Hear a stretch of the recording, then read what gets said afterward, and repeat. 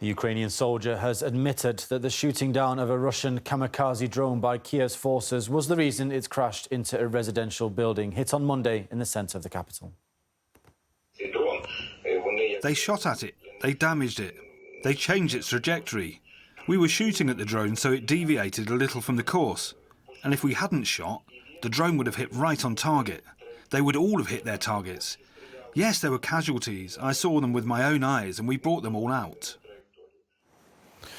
In a separate incident, Ukrainian authorities have released this footage showing several police officers trying to shoot down a small drone in the skies over Kiev using their rifles.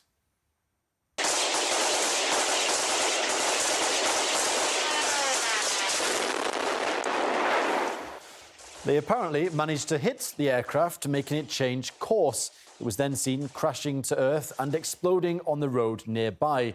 Several casualties were reported in the Ukrainian capital after a series of Russian airstrikes over the past week.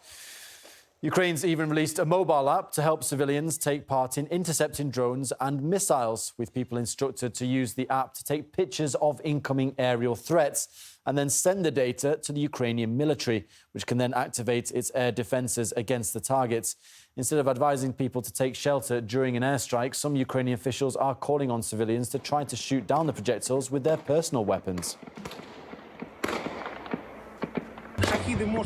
You can shoot down the Shahed drones as soon as you hear the sound of a drone and if you have a weapon to use. I also think that our hunters and other people who have firearms can and should be shooting them down.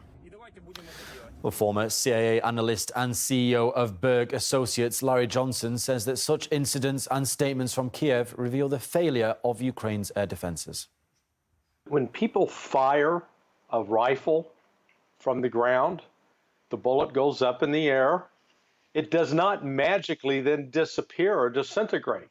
If that bullet doesn't hit something, it comes back at the ground in force and can kill people on the ground. What it highlights is the complete inadequacy, failure of Ukraine's air defense system, or they can't even call it an air defense system because clearly they don't have an integrated system that can function to stop drones or missiles for that matter.